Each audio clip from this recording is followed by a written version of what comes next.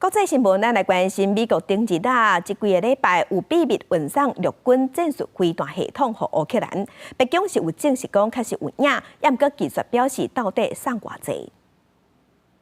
美国白宫证实 ，ATACMS 陆军战术飞弹系统已经伫咧过去几礼拜运到乌克兰。To provide Ukraine with a significant number of ATACMS missiles for use inside Ukraine's sovereign territory. That shipment started moving in March as part of the PDA that the president authorized on March 12th, and those missiles have arrived in Ukraine. 白宫表示，乌克兰有答应讲，只敢伫咧乌克兰境内使用这款武器，不用伫咧俄罗斯境内。拜登二是批准10亿美金的乌克兰武器计划内面，也追加 ATACMS 部分飞弹。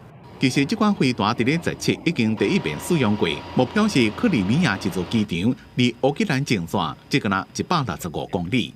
Я вдячний президенту Байдену, Конгресу, усім американцям, які відчувають, що потрібно. Зараз будемо робити все, щоб компенсувати півроку, які пройшли у дебатах. 这批 ATACMS 射程差不多321公里，主要是用伫抵抗俄罗斯入侵。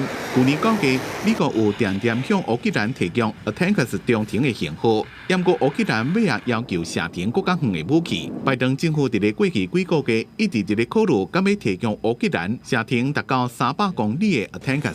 五角大楼一开始是反对部署远程飞弹，惊讲会影响美国的战备库存。也担心乌克兰会把这款飞弹派在俄罗斯的境内，不过尾俄罗斯无顾到美国公开甲私底下的警告，用北韩提供的远端弹道飞弹攻击乌克兰，才让美国改变心意。